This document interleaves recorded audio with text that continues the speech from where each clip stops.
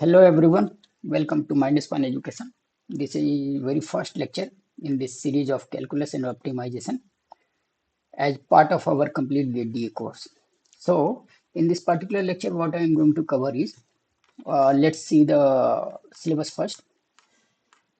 This is the official syllabus for GATE DA. So, this particular topic of functions of single variable is the topic that I am going to target in this lecture. And it will take a few more videos to cover this topic completely. So without any delay, let's start. Let's try to understand what function means in calculus. Uh, I'm going to use both Hindi and English as a medium so that no one gets any trouble in understanding the concept. तो पहले ये हम कोशिश करते हैं ये समझने का कि फंक्शन होता क्या है, क्योंकि पूरा कैलकुलस का बेस फंक्शन ही होता है। यदि हम फंक्शन को अच्छे से जानते हैं, if we have understood the function properly, then other topics which are based on function, in real term, all the topics actually are based on functions only, like limits, continuity and differentiability. All the coming topics will be somewhere related to function only. तो हम function को अच्छे से समझते हैं तो उन सब टॉपिक में हमें ज़्यादा प्रॉब्लम नहीं होगा समझने में। तो फंक्शन किसे कहते हैं? Whenever the numbers are related to each other, then we say that there is a relation between those number n1 and n2. Basically ये क्या कहना चाह रहा है कि एक ऑर्डर पेयर एग्जिस्ट करेगा। ए बी ऑर्डर पेयर का मतलब है कि किस ऑर्डर में ये लिखा हुआ है वो रिलेवेंट है। ए बी बी ए के इक्वल नहीं होगा, मतलब ये है ऑर्डर पेयर का।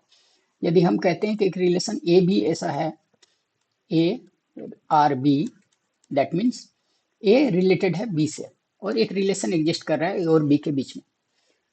वो रिलेशन कुछ भी हो सकता है।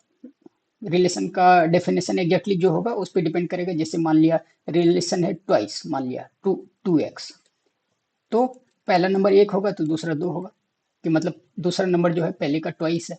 तो ये रिलेशन है इस तरह से। नाउ ये रिलेशन होता है कि कोई भी नंबर में कोई रिलेशन रहेगा तो इस तरह से हम डिफाइन करेंगे। तो फंक्शन क्या होता है?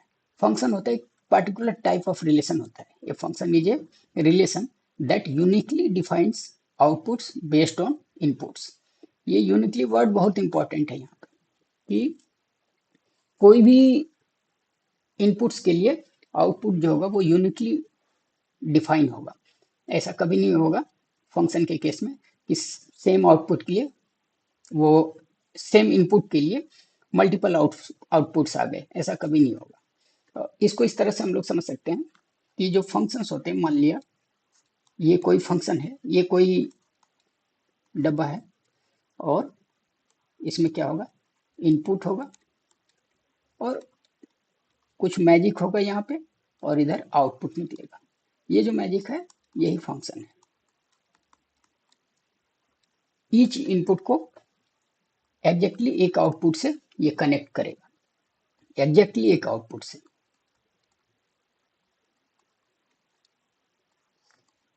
Each input will get exactly one output, exactly one output each input। तो इस टाइप के डेफिनेशन को बोलेंगे, इस टाइप का जो रिलेशन होगा उसको फंक्शन बोलते हैं। तो सारे फंक्शन जो होते हैं वो टाइप ऑफ रिलेशन होते हैं, बट सारे रिलेशन फंक्शन नहीं हो सकते। जैसा कि आप देखते होंगे कि जो स्क्वायर होता है वो सारे स्क्वायर जो होते हैं वो रेक्टेंगल्स होते हैं। All square are rectangle, but इसका रिवर्स ट्रू नहीं है, सारे रेक्टेंगल स्क्वायर नहीं होते हैं। उसी तरह से फंक्शन स्क्वायर है इस केस में, एक पर्टिकुलर टाइप ऑफ रेक्टेंगल है where sides are equal, all sides are equal. और रेक्टेंगल, सारे रेक्टेंगल ऐसा नहीं हो सकता है कि सारे साइड इक्वल होंगे, नहीं भी हो सकते हैं तो वो रेक्टेंगल होंगे। पर्टिकुलर केस जो है वो स्क्वायर होता है। उसी तरह से एक particular case of relation will be called as function, जहाँ पे कि जो ये कंडीशन सेटिस्फाई करेगा कि एग्जैक्टली एक ही आउटपुट से वो कनेक्टेड होगा, सारे इनपुट जो होगा वो एग्जैक्टली एक ही आउटपुट से कनेक्टेड होगा। एग्जाम्पल लेते हैं, जैसे यदि मैं बोलूँ फंक्शंस कैसा हो सकता है, तो कुछ भी हो सकता है। ये दो नंबर के बीच में एक रिलेशन होगा जो कि पर्टिकुलर वो जो केस है इसको वायलेट नहीं करेगा, कि यूनिकली डिफाइन कर रहा है कि नहीं, इसको वायलेट नहीं करेगा कभी। तो देखिए एक एग्जांपल लेते हैं, जैसे नंबर कुछ भी हो सकता है, जैसे वो रियल नंबर हो सकता है, नेचुरल नंबर हो सकता है, कुछ भी हो सकता है। तो जैसे मैं एग्जांपल लेता हूँ, जैसे कोई फंक्शन है, मान लिया ये टाइम ऑफ द डे है और ये क्या टेम्परेचर उस समय था, ठीक है, ये एक फंक्शन है मान लिया। तो इसमें इनपुट क्या होगा कि उस समय क्या समय था, टाइम ऑफ द डे मतलब उस दिन में वो कौन सा समय था, और ये टेम्परेचर आउटपुट हो गया। तो देखिए इसमें कैसे करेंगे, कैसे इसको इंट्यूटिवली समझेंगे। तो मान लिया 12 बजा था, तो उसमें टेम्परेचर 40 डिग्री था, और जब 1 बजा था तो उसमें मान लिया 41 डिग्री हो गया। तो ये देख रहे हैं हर एक इनपुट के लिए कुछ आउटपुट मिल रहा है और यूनिकली डिफाइन हो रहा है। हो सकता है 1 बजे भी 40 डिग्री हो, बट वो यूनिकली 1 बजे दो नहीं हो सकता कि 1 बजे 40 डिग्री भी था और 41 डिग्री भी था, ऐसा नहीं हो सकता। कोई यूनिक आइटम ही आउटपुट आएगा, तब वो फंक्शन कहलाएगा। और बेटर एग्जांपल ग्राफ से आपको समझ में आएगा। जैसे ग्राफ लेते हैं, जैसे आप देखेंगे ये क्वाड्रेटिक फंक्शन होता है।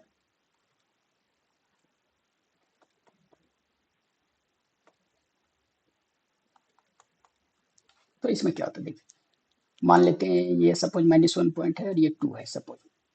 तो ये क्या ग्राफ बन जाएगा, y equal to x+1 into 2 है तो x-2, ये ग्राफ बन जाएगा।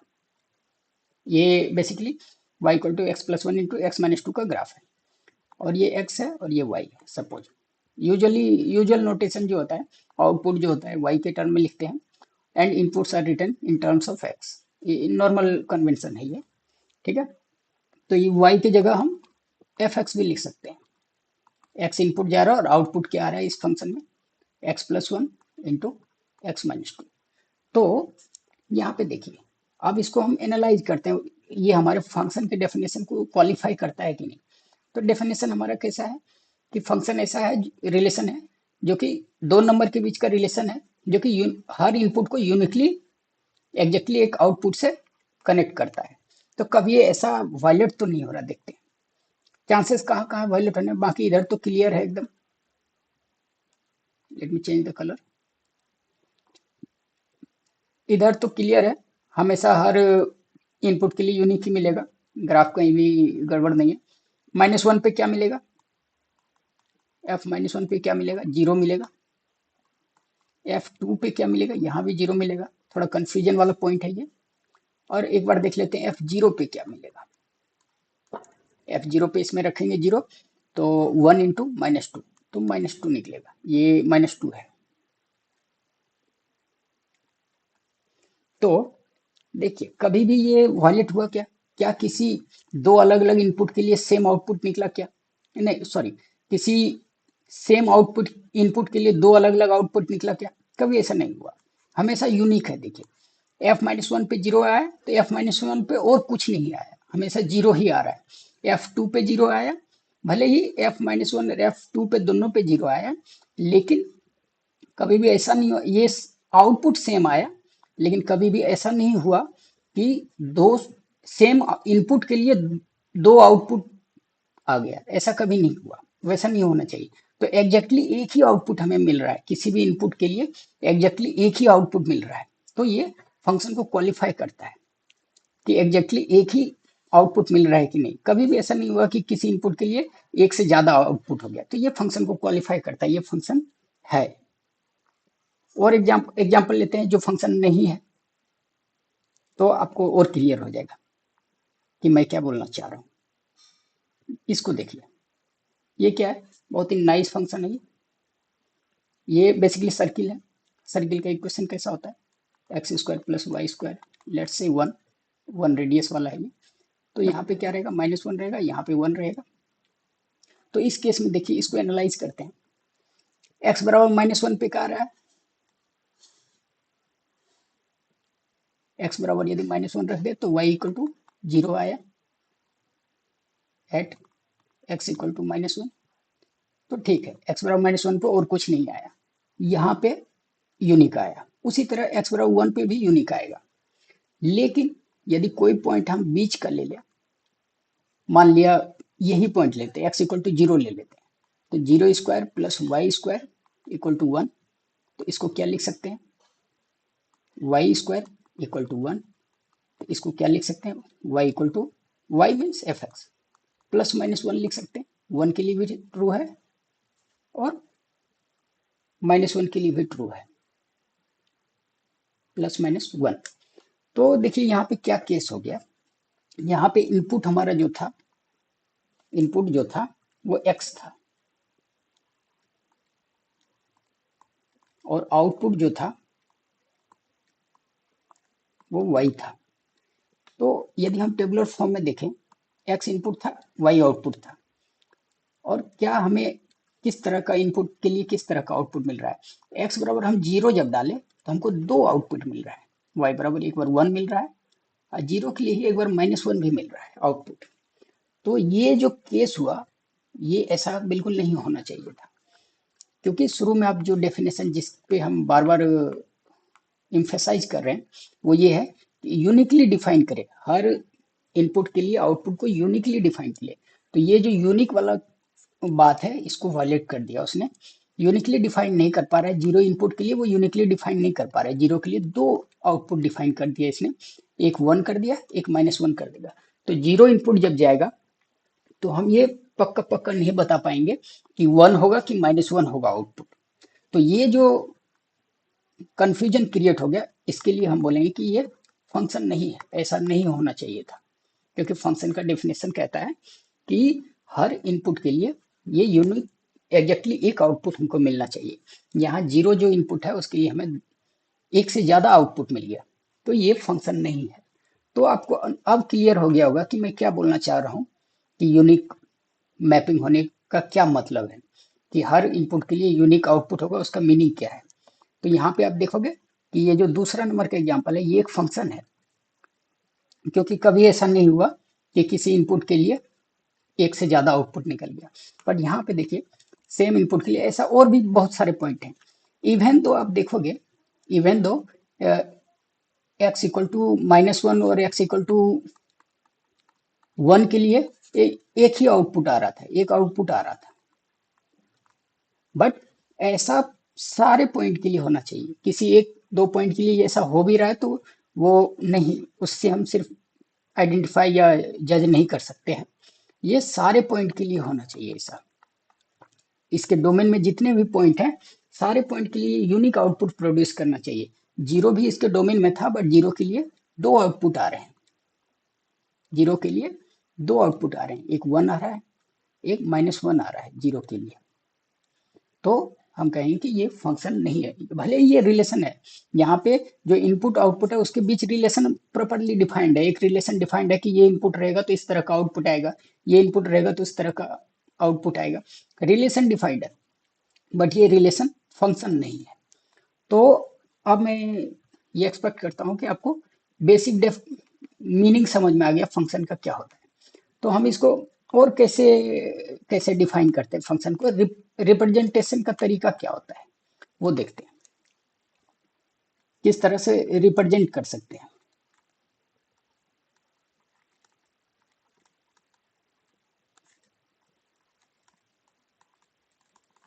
कैसे कैसे करते हैं।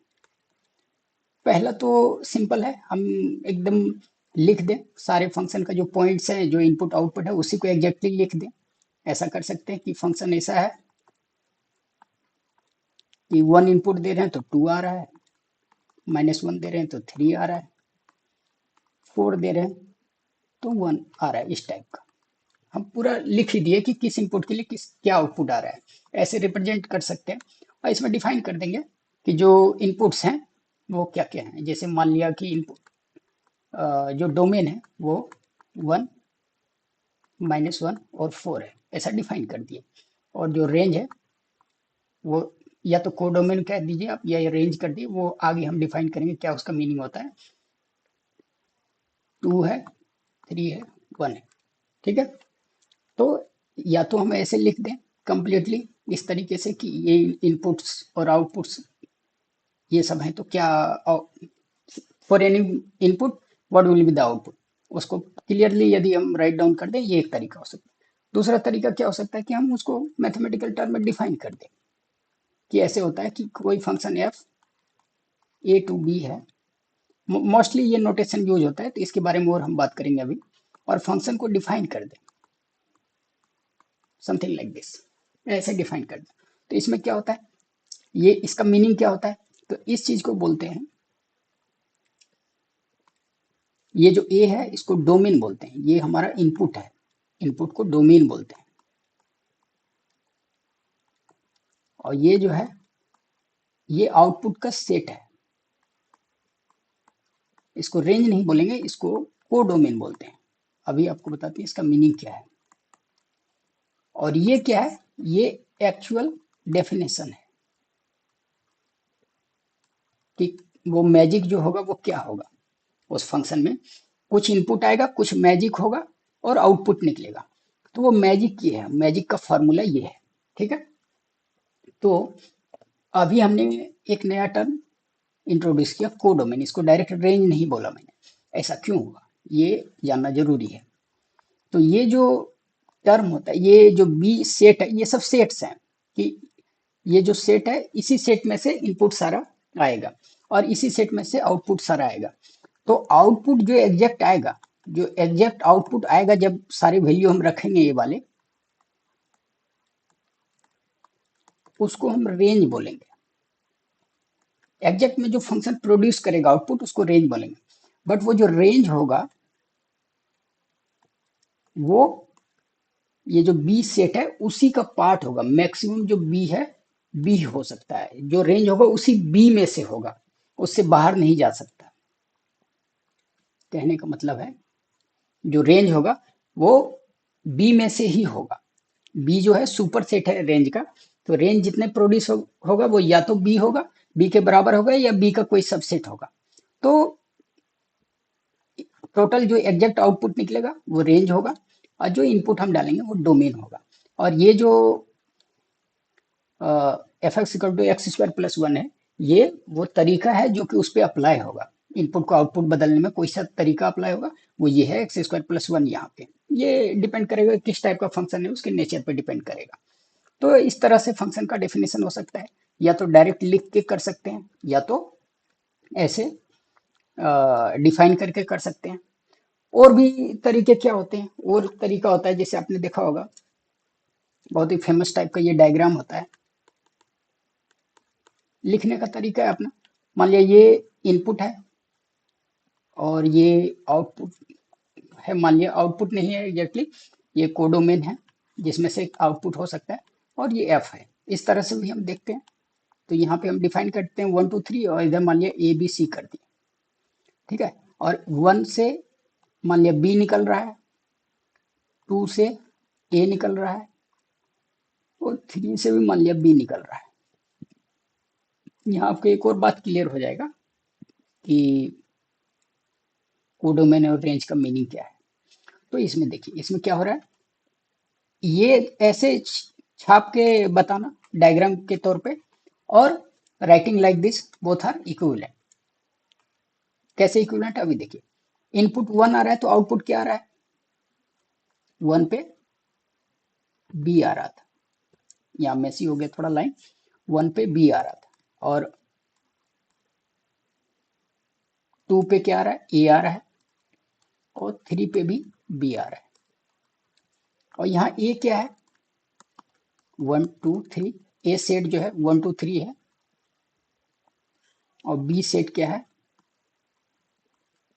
ए बी और सी है। अब यहाँ पे आप देखो, एक बहुत ही अच्छी बात है कि जो आउटपुट आ रहा है वो क्या क्या है, उसको यदि हम नोट उसको यदि हम नोट डाउन करें अलग से, तो देखो आउटपुट क्या क्या आ रहा है। यहाँ पे आउटपुट क्या क्या आ रहा है, यहाँ से आप देखो एक बी निकला इस जगह पे, यहाँ पे ए निकला, फिर यहाँ पे बी निकला, टोटल ए और बी। डिस्टिंक्ट आउटपुट क्या क्या है, ए और बी। अब देखो ये जो कोडोमेन था वो ए बी सी था, बट आउटपुट एग्जैक्ट में क्या आया इस फंक्शन का, ए और बी ही आया। तो हम बोलेंगे कि रेंज जो है, ये रेंज जो है इस फंक्शन का,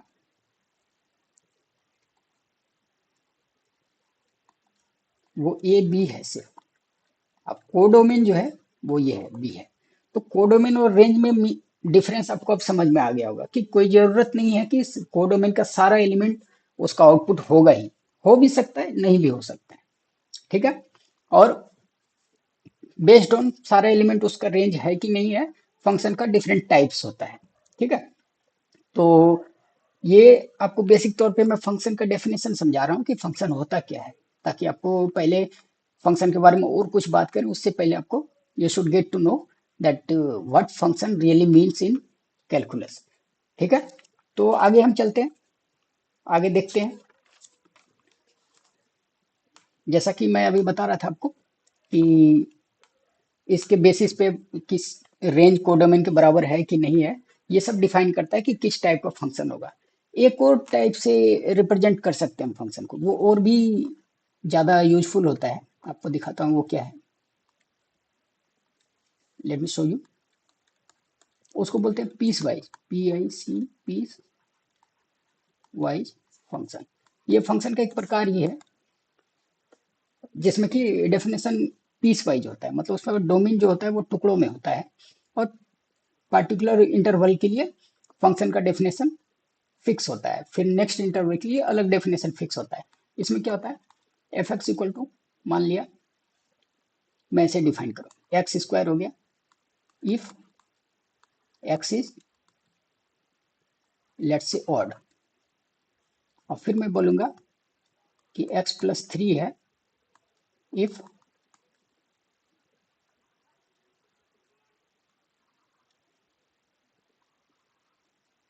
ठीक है, इफ एक्स इज इवन। तो इस टाइप का जो डेफिनेशन होगा फंक्शन का, इसको बोलते हैं पीस वाइज फंक्शन। इसमें क्या होता है कि फंक्शन अपना डेफिनेशन जो मैजिक फार्मूला है वो बदलता है बेस्ड ऑन जो इनपुट है उसका किस रेंज में वो पढ़ रहा है। एक्स यहाँ पे ऑड और इवन हो सकता है, तो ऑड और इवन क्या होगा, इवन नंबर ऑड नंबर बोल देते हैं।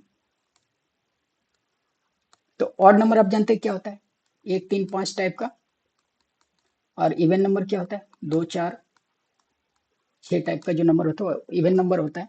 तो जब भी इनपुट आएगा हम पहले चेक करेंगे कि कौन सा फार्मूला यूज करना है, हमको ये वाला यूज करना है या ये वाला यूज करना है। ये इस बात पे डिपेंड करेगा कि whether the input is odd or even. So if I'm going to calculate f2, 2 is an even number, so I'm going to use x plus 3, this formula. Since 2 is an even number, so this definition of the function will be used. So I will say that 2 plus 3 equal to 5. This will be the correct output. Now f3 will be 3 squared. Since 3 is an odd number, so this definition x square will be used. 3 squared 9. So like this. ऐसे इस तरह से जो define करते हैं हम function को piece wise manner में, तो उसको बोलते हैं पीस वाइज फंक्शन। ये भी एक रिप्रेजेंटेशन का तरीका होता है, और ये काफी यूजफुल होता है in the chapters like limit, continuity and differentiability, since it won't be the domain won't be always continuous and it will be in piecewise manner, so functions are defined like this। तो ये भी एक representation का तरीका होता है। अब बात करते हैं थोड़ा, जो अभी थोड़ी देर पहले पहले मैं मेंशन किया था कि रेंज बराबर होगा डोमेन का या नहीं होगा, उसके बेसिस पे फंक्शन का टाइप बदलता है, उसको मैपिंग बोलते हैं, फंक्शन का मैपिंग।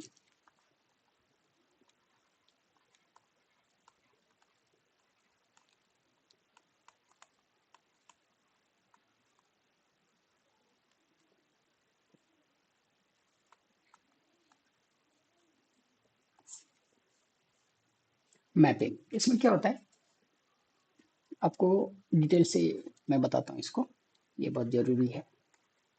किस किस टाइप का फंक्शन का मैपिंग होता है? वन टू वन होता है, और क्या होता है? मेनी टू वन होता है। और भी ले लेते हैं जो नहीं भी फंक्शन है, ताकि आपको एकदम क्लियर समझ में आए कि मैं कहना क्या चाह रहा हूँ। वन टू मेनी ले लेता हूँ, और मेनी टू मेनी, मतलब इतने ही टाइप के मैपिंग पॉसिबल हो सकते हैं सारे कॉम्बिनेशन परम्यूटेशन लगा के। तो वन टू वन का देखते हैं डेफिनेशन। पहले वन टू वन किस टाइप का होगा, इसका और डिटेल हम अभी समझेंगे। पहले बस इसको समझने की कोशिश करते हैं, इसका मीनिंग क्या है। जैसे मैं आपको एक एग्जांपल देता हूँ, ये इनपुट है, ये आउटपुट है, ठीक है। यूजुअली एक्स इनपुट और वाई आउटपुट से हम डिफाइन करते हैं। तो इसका मीनिंग क्या है? हर एक इनपुट के लिए यूनिक आउटपुट होगा, एक इनपुट के लिए एक ही आउटपुट डिफाइंड होगा, इसका ये मीनिंग है। आपको एग्जांपल देता हूँ मैं। जैसे ये कोई फंक्शन है, मान लिया जिगजैग टाइप का ये है। तो इसमें यदि हम इसको इन्वेस्टिगेशन करें इस फंक्शन का, और डिटेल से समझने की कोशिश करें, तो क्या है, किसी भी इनपुट के लिए ये एक्स है, ये आउटपुट वाई है, किसी भी एक्स के लिए हमेशा देखेंगे यूनिक ही आउटपुट मिलेगा। कभी भी ऐसा नहीं होगा किसी एक्स के लिए फंक्शन एक से ज्यादा आउटपुट दे रहा है, या वो फंक्शन होगा ही नहीं। इनफैक्ट ऐसा कभी नहीं होगा किसी दो इनपुट के लिए सेम आउटपुट दे रहा है, ये कहना चाह रहा है यहाँ पे। कभी ऐसा नहीं होगा। यदि ये x1 है, ये x2 है, तो हमेशा ये अलग ही होगा। यदि इनपुट डिफरेंट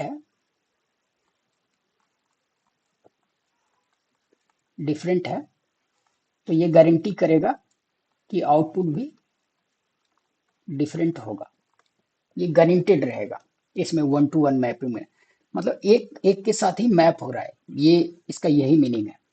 तो मैनी टू वन कैसा होगा? मैनी टू वन एक से ज्यादा एक पे मैप हो जा रहे हैं, एक से ज्यादा एक्स जो है सिमिलर आउटपुट देगा। जैसे मैं आपको एग्जांपल देता हूँ, ये एग्जांपल आप ले लो, क्वाड्रेटिक फंक्शन, ये एक्स है, ये वाई। इसमें यदि हम देखें, ये एक्स इक्वल टू मान लेते हैं वन है, x equal to let's say -1 है। ये आइडियल ग्राफ नहीं बना है, बट कॉन्टेक्स्ट को समझने की कोशिश कीजिए, ठीक है। तो एक्स इक्वल टू वन पे भी मान लिया वन दिया वाई, और वाई एक्स इक्वल टू -1 पे भी वन दिया वाई मान लिया। तो इसमें आप देखो, हम ऐसा देख सकते हैं कि एफ -1 वन आया, F1 भी वन है। तो क्या ये फंक्शन नहीं? फर्स्ट ऑफ ऑल ये हम चेक करेंगे कि कहीं ऐसा तो नहीं है कि ये फंक्शन ही नहीं हो। फंक्शन का डेफिनेशन कहता है कि हर यूनिक इनपुट के लिए एक ही एग्जैक्टली एक ही आउटपुट निकले। तो -1 के लिए ऐसा कभी नहीं हुआ कि एक से ज्यादा आउटपुट निकल जाएगा, या किसी भी इनपुट के लिए कभी ऐसा नहीं हो रहा है कि एक से ज्यादा आउटपुट निकल जाए। ऐसा कभी नहीं हो रहा है इस केस में, आप इंट्यूटिवली भी देख सकते हो। तो भले ही दो इनपुट के लिए सेम आउटपुट निकल गया, तो इसका इसका मीनिंग है कि मल्टीपल इनपुट के लिए सिमिलर आउटपुट निकल तो इसको मेनी टू वन बोलते हैं। ये वन टू वन जो होता है, इसका एक और स्पेसिफिक स्पेशल नाम है। वो नाम है, इसको इंजेक्टिव बोलते हैं, injective function. Injective injective function, इसको इंजेक्टिव फंक्शन भी बोलते हैं, बस नाम इसका एक और है वन टू वन का, injective function. Many to one मतलब इंजेक्टिव नहीं है, बस, ठीक है, उसका उल्टा है। अब देखिए वन टू मेनी, इसके बारे में अब चर्चा करते हैं। वन टू मेनी मतलब एक ही इनपुट के लिए मल्टीपल आउटपुट आ रहा है। तो एग्जांपल कैसा लेते हैं, लेट्स सी। कोई एक ऐसा फंक्शन ले लेते हैं, ये मान लिया एक फंक्शन है, ठीक है, कोई जिगजैग फंक्शन है ये। इसमें आप देखो, मान लिया इस इनपुट के लिए देखो, यहाँ पे तीन तीन आउटपुट आ गए हैं इस इनपुट के लिए। क्या है वो तीन तीन आउटपुट? इस एक्स के लिए एक यहाँ आउटपुट आया, एक फंक्शन को यहाँ काटा, एक यहाँ काटा। तो इस x बराबर लेट से x1 है, तो x1 के लिए थ्री आउटपुट्स आ गए। तो ये इस डेफिनेशन को तो सेटिस्फाई कर रहा है कि वन टू मेनी है, बट ये फंक्शन को सेटिस्फाई नहीं कर रहा है, क्योंकि फंक्शन का डेफिनेशन ही कहता है कि एक से ज्यादा आउटपुट नहीं आना चाहिए किसी भी इनपुट के लिए। तो ये फंक्शन नहीं है। उसी तरह मैनी टू मैनी, मैनी भी इसका क्या होगा एग्जाम्पल, आप ये देख लो, ये सर्किल है, इसमें एक इनपुट के लिए मल्टीपल आउटपुट आ रहा है, टू आउटपुट आ रहा है फॉर वन इनपुट। ऑल्सो ऐसे आप देखोगे तो टू इनपुट्स के लिए एक आउटपुट आ रहा है। ये तो चलो ठीक भी ठीक भी है फंक्शन के हिसाब से, बट ये फंक्शन के हिसाब से नहीं है सही। तो ये भी फंक्शन नहीं है। ये दोनों केस जो है वो फंक्शन नहीं होने देगा इसको, ये भी फंक्शन नहीं है, भले ही ये रिलेशन है बट फंक्शन नहीं है। तो ये केस फंक्शन का है, ये भी केस फंक्शन का है, और इसका एक स्पेशल नाम है जिसको इंजेक्टिव फंक्शन हम बोलते हैं मैपिंग के बेसिस पे। और ये इंजेक्टिव नहीं है function, many to one function बोलते हैं। और ये जो केस है वो फंक्शन नहीं है, ठीक है, ये एक रिलेशन है बट फंक्शन नहीं है इस केस में। तो मैपिंग चार टाइप के हो सकते हैं, जिसमें से दो मैपिंग जो है वो फंक्शन के कैटेगरी में आता है, और दो मैपिंग फंक्शन के कैटेगरी में नहीं आता है। रिलेशन सारे हैं, क्योंकि ये भी एक रिलेशन डिफाइन कर रहा है, ये फर्स्ट टू जो है ये भी एक रिलेशन डिफाइन कर रहा है, ये भी कर रहा है, सारे कर रहा है, सारे रिलेशन हैं, बट लास्ट के जो टू हैं वो फंक्शन नहीं है, वो बस रिलेशन है, ठीक है। अब देखते हैं और क्या हो सकता है। एक चीज आपने नोटिस किया होगा, यहाँ मैं फिर से ड्रॉ करता हूँ। कोई भी फंक्शन वन टू वन होने के लिए आपने नोटिस किया होगा कि ये मुड़ना नहीं चाहिए फिर से ग्राफ, या तो बढ़ रहा है तो बढ़ते रहेगा, या घट रहा है तो घटते रहेगा। इस चीज को समझना जरूरी है, ये बेसिक कॉन्सेप्ट है, या तो घट रहा है तो घटते रहेगा।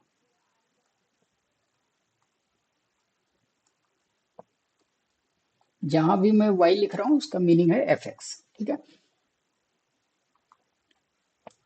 जैसे ये ग्राफ मुड़ेगा, मैं एक और एग्जांपल देता हूं, जैसे ये ग्राफ मुड़ेगा, जैसे पहले बढ़ रहा था और जैसे ये मुड़ जाएगा घटने लगेगा, तो क्या प्रॉब्लम क्या होगा, अब देखो प्रॉब्लम ये होगा,